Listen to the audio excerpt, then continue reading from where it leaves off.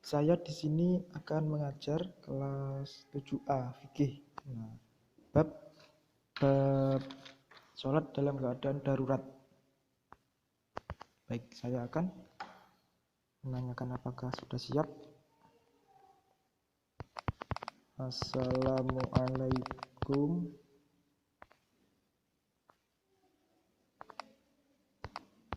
Adik-adik, apakah sudah siap untuk belajar di pagi hari ini?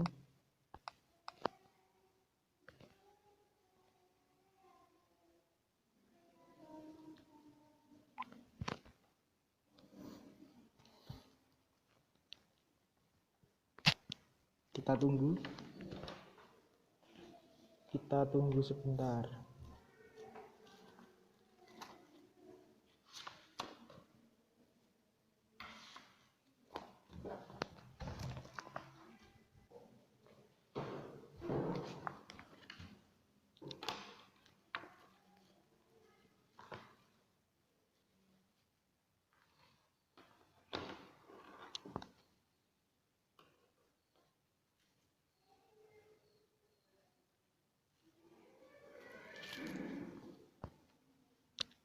Kita lihat siapa yang sudah melihat info. Masih dilihat 3 anak. Baru dilihat 3 anak.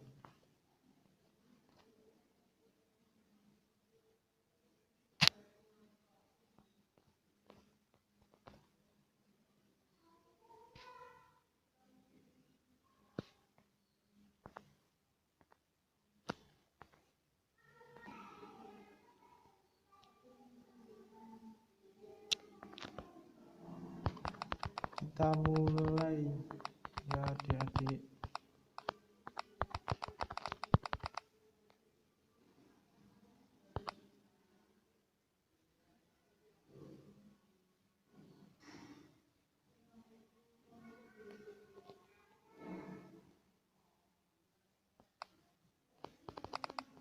Kita mulai ya adik-adik.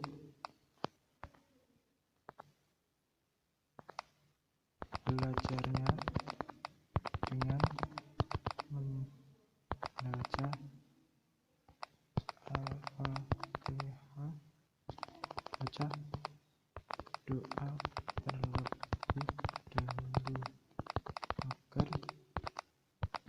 ilmu yang kita dapat bisa bermanfaat. Amin.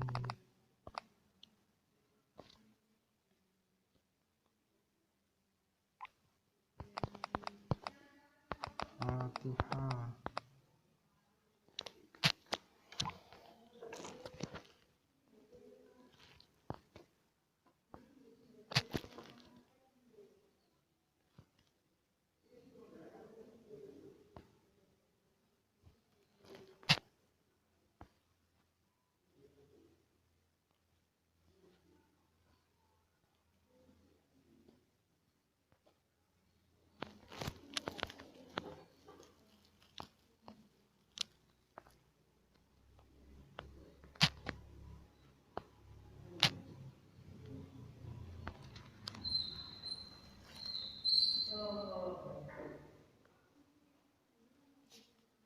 Untuk pertemuan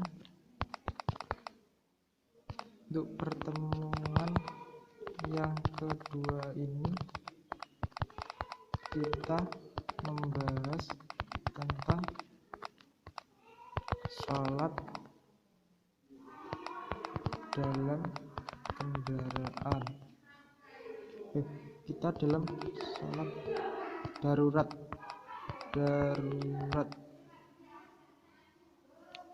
keadaan.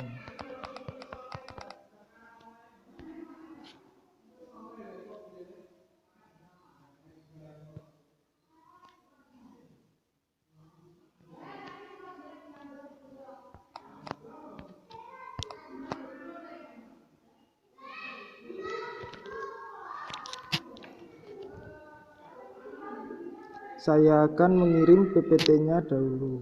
PPT.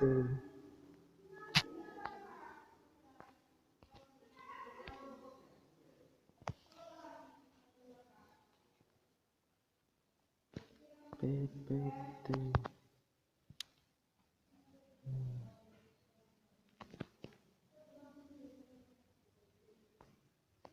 Canva.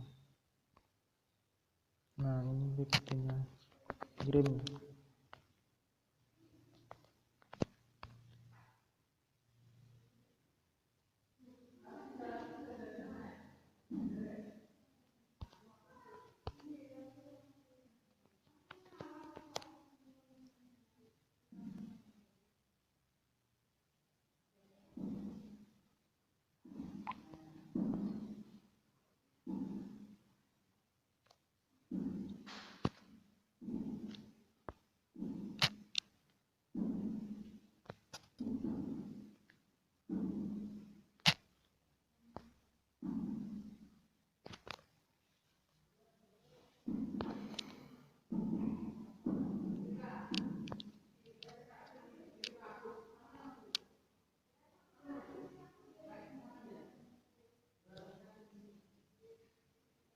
Ini adalah gambar pertama dari PPT-nya. Saya akan mengirimnya.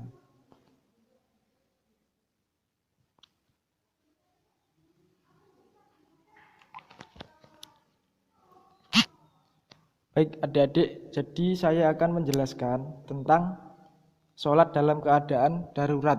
Nah, jadi sholat itu adalah tiang agama adik-adik. Jadi sholat itu wajib bagi orang muslim. Nah, jadi orang muslim itu wajib melaksanakan sholat, karena sholat itu adalah termasuk rukun Islam yang kedua.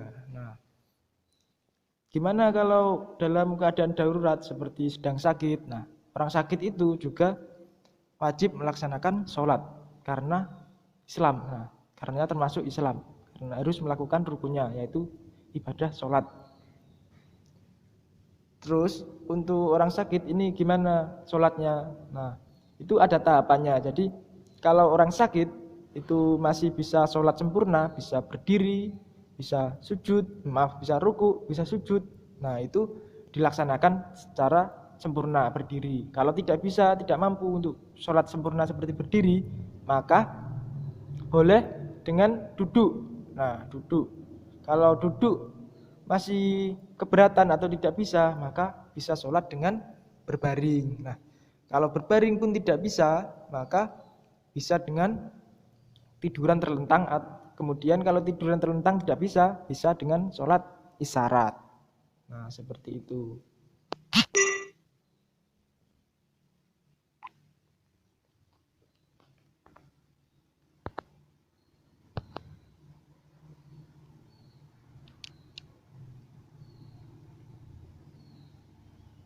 Kemudian saya akan mengirim gambar. Nah, ini adalah contoh sholat dalam posisi duduk.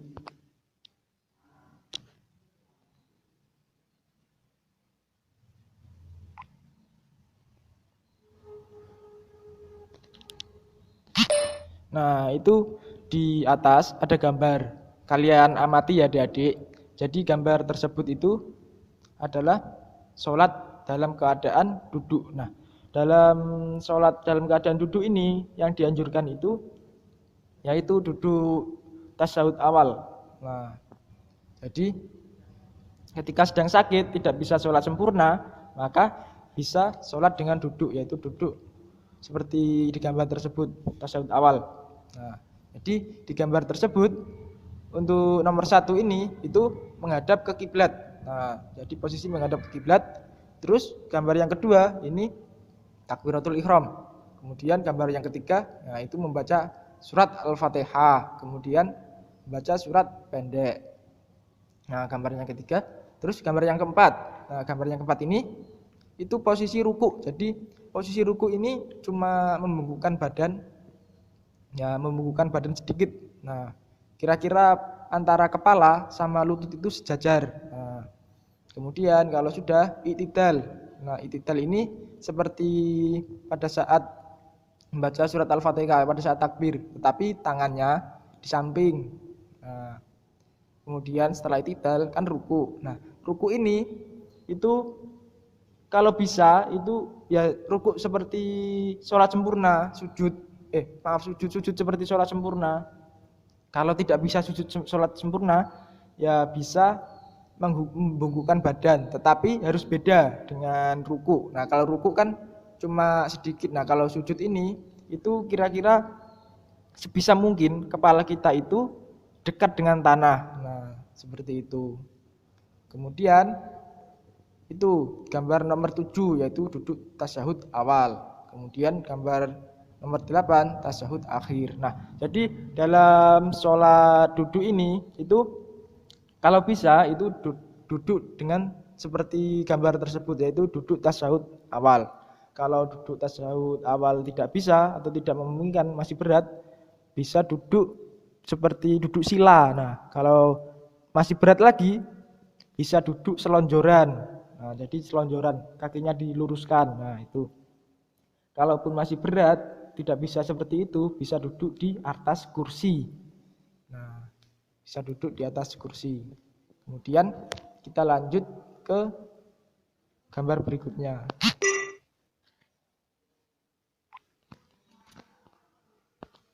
Kita lanjut ke gambar berikutnya. Gambar berikutnya yaitu sebentar. Nah, ini adalah contoh sholat dalam berbaring, tidur berbaring. Contoh sholat dalam posisi berbaring.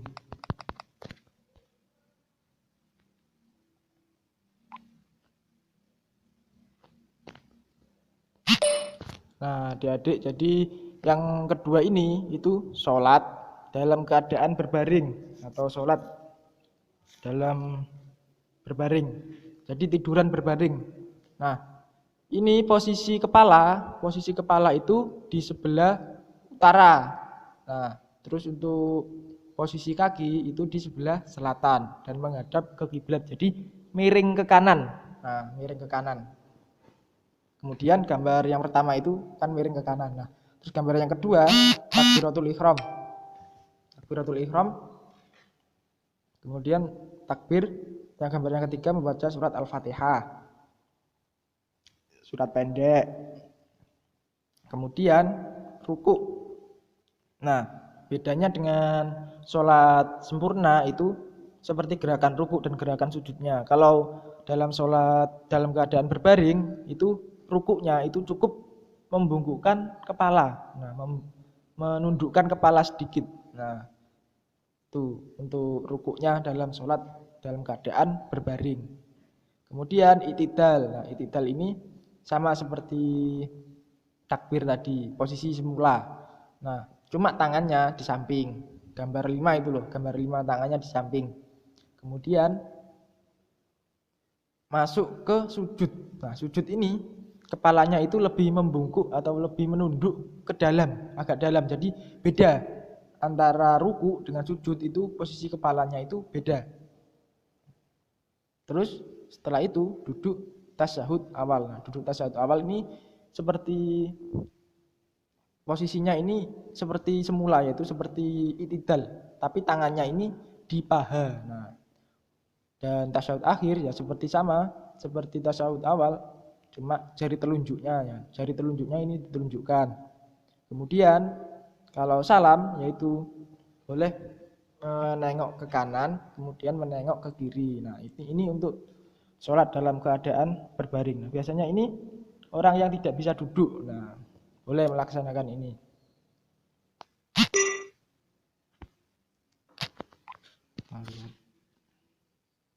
Apakah banyak yang mengikuti? Oh, alhamdulillah banyak yang melihat.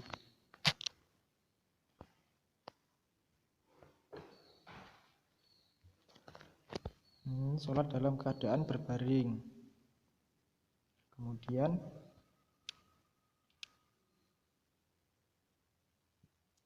sholat dalam keadaan tidur terlentang. Nah, ini contoh gambar orang sholat dalam keadaan terlentang.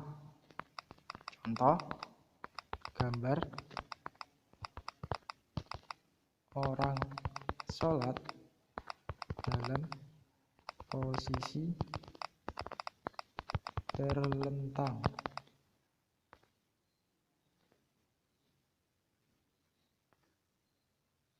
Nah, saya kirim.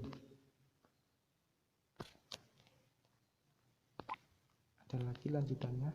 Mana tadi?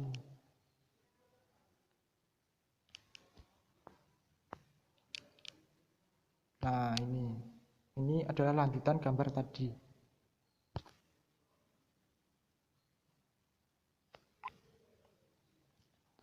Nah, yang ketiga ini itu sholat dalam keadaan atau dalam posisi terlentang. Nah, jadi tidurnya ini terlentang. Untuk posisi kepala itu berada di timur. Untuk posisi kaki berada di barat. Tetapi untuk posisi kepalanya ini agak ditinggikan. Jadi dikasih bantal yang agak tinggi. Gunanya apa? Gunanya kepalanya ini bisa menghadap ke kiblat. Nah, jadi bisa menghadap ke kiblat. Nah, untuk yang pertama itu yaitu kita takbir kemudian baca surat Al-Fatihah. Nah, setelah membaca surat Al-Fatihah kita ruku. Nah, rukuknya ini gimana? Rukuknya ini yaitu kita sama menundukkan kepala sedikit. Nah, menundukkan kepala sedikit itu sebagai isyarat untuk ruku. Nah, kemudian itidal itu sama seperti posisi pertama atau awal, itidal, tetapi tangannya di samping. Nah, kemudian untuk sujud ini kepalanya ditundukkan agak lebih dalam. Jadi harus beda ya adik-adik antara ruku dengan sujud. Nah, kalau ruku ini hanya sedikit saja, tetapi kalau sujud itu lebih dalam lagi. Jadi harus beda. Kemudian untuk tasyahud awal yaitu tangannya posisinya seperti semula, tetapi tangannya di paha. Nah, untuk tasyahud akhir yaitu jari telunjuknya itu dilunjukkan. Kemudian salam itu menoleh ke kanan dan menoleh ke kiri. Nah, seperti itu. Untuk doanya sholatnya ya sama seperti doa sholat fardu yang lainnya sama. Cuma bedanya antara sholat orang yang sempurna dengan yang sakit ini bedanya digerakkan antara ruku dan sujudnya saja. Nah, itu.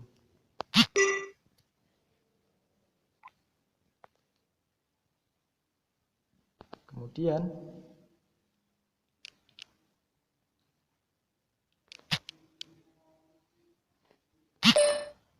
adik-adik untuk sholat yang keempat itu tentang sholat isyarat atau gimana ya, dalam keadaan darurat itu boleh dengan isyarat. Seperti contoh orang yang koma atau sakit koma, nah itu kan cuma bisa menggerakkan matanya saja. Nah, itu boleh dengan menggunakan isyarat dengan menggunakan mata. Jadi takbir mengedipkan mata. Nah, untuk sujud itu matanya ini ditutup. Nah, jadi merem matanya itu ditutup. Kemudian dibuka lagi ketika takbir. Nah, seperti pokoknya intinya itu isyarat mata. Nah, kalau tidak bisa dengan isyarat mata, itu bisa menggunakan isyarat hati. Nah, jadi isyarat hati ini itu kita membayangkan saja, membayangkan sholat. Nah, tetapi dalam hati. Jadi kita membayangkan sholat, kemudian ya sama kita membaca doa-doa sholat seperti Al-Fatihah, surat-surat pendek, bacaan ruku, bacaan sujud. Nah, seperti itu.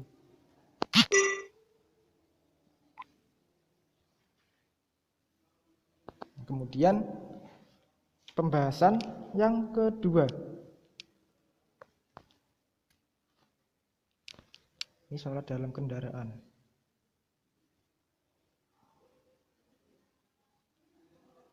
Nah, ini sholat dalam kendaraan.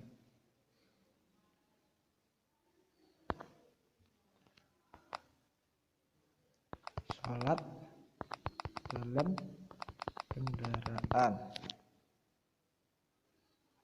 Sholat dalam kendaraan.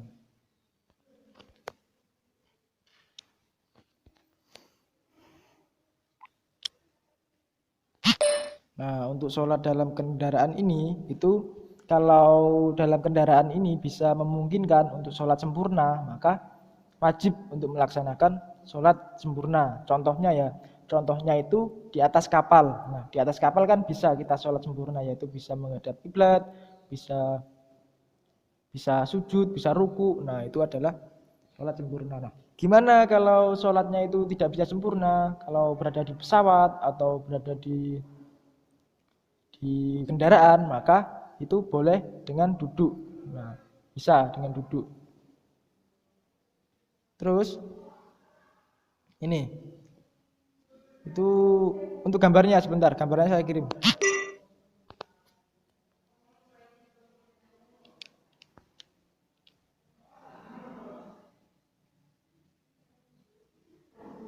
Gambarnya, nah ini contoh sholat dalam pesawat, posisi duduk.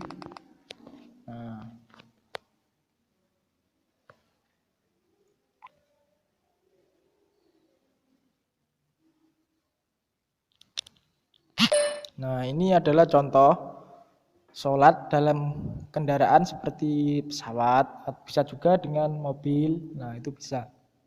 Jadi posisi yang pertama itu yaitu menghadap ke depan. Nah, menghadap ke depan. Tetapi kalau memungkinkan bisa menghadap kiblat, maka itu harus menghadap kiblat dahulu. Pada saat takbiratul ihram itu menghadap kiblat dahulu. Kemudian bisa menghadap ke arah kendaraan. Nah, jadi menghadap kiblat dahulu, kemudian menghadap ke arah kendaraan. Kemudian membaca surat Al-Fatihah, takbir membaca surat Al-Fatihah. Nah, itu. Terus untuk rukuknya ini membungkuk ke depan. Nah, jadi hampir sama dengan sholat duduk tasyahud awal, tapi ini duduk di kursi. Nah, bedanya di situ. Untuk duduknya ini yaitu di kursi, dengan rukuk posisinya membungkuk ke depan sedikit. Nah, kemudian gambar kelima itu iktidal. Nah, iktidal, kemudian sujud, gambar keenam sujud. Nah, sujud ini agak membungkuk lebih rendah daripada rukuk. Nah, jadi harus beda antara rukuk dengan sujud. Gambar ketujuh ini duduk tasyahud. Jadi duduk tasyahud ini, di antara dua sujud. Nomor 7 ini duduk di antara dua sujudnya. Jadi ini sama dengan duduk tasyahud. Tasyahud awal, tasyahud akhir sama seperti itu. Jadi bedanya kalau tasyahud awal dan tasyahud akhir itu jari telunjuknya ditelunjukkan. Nah, gambar ke-8 sujud sama seperti nomor 6. Nah, terus untuk salam ya sama, kita menoleh ke kanan, kemudian menoleh ke kiri. Nah, seperti itu.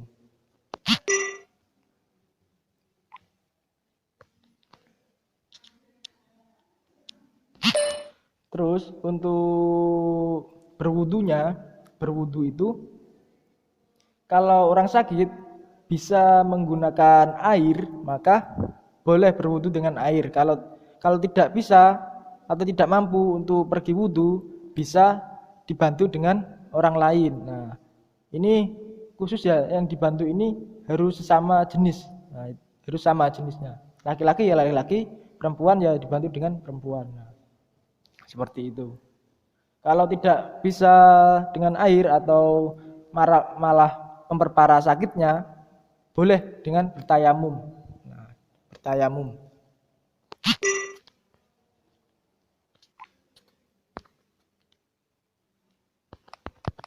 Mungkin itu saja adik-adik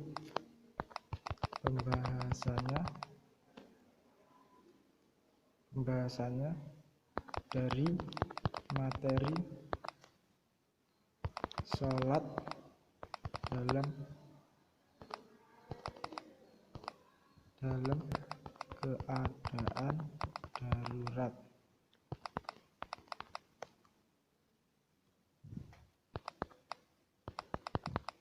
Mungkin ada yang bisa ditanyakan tentang sholat darurat.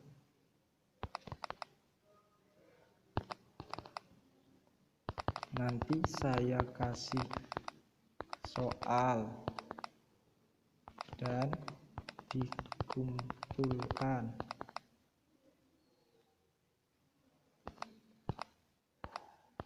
Yang mengumpulkan yang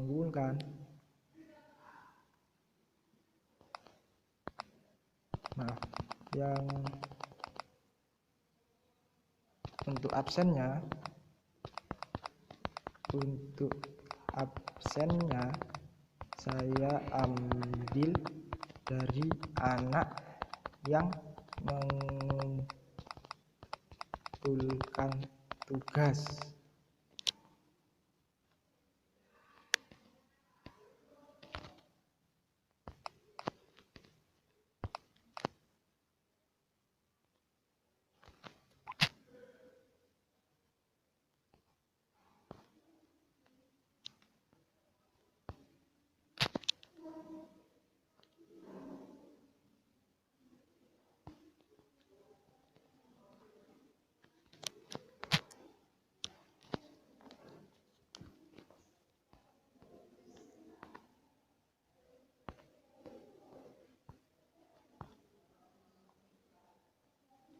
Saya akan mengirim foto soal.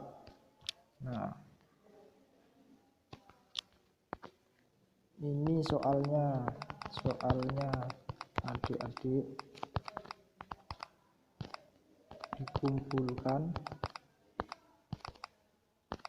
ke saya, bisa WA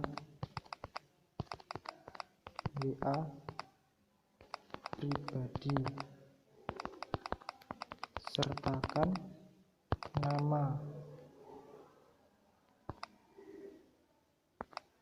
Saya tunggu sampai maghrib.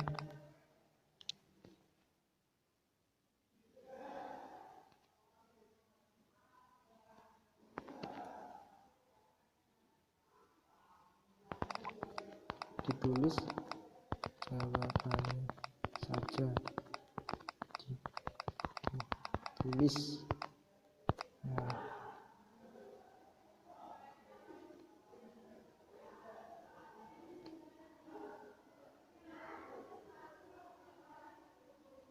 pengumpulan sekali lagi pengumpulan tugas saya jadikan absensi di pertemuan ini.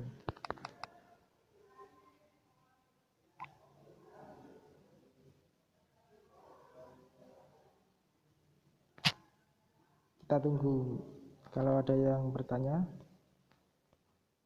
kita tunggu.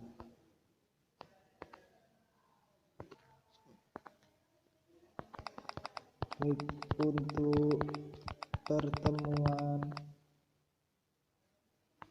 yang kedua dan terakhir di kelas 7A, saya akhiri dulu. Kalaupun ada yang ditanyakan, bisa WA saya, WA pribadi pribadi saya. Wassalamualaikum warahmatullahi wabarakatuh.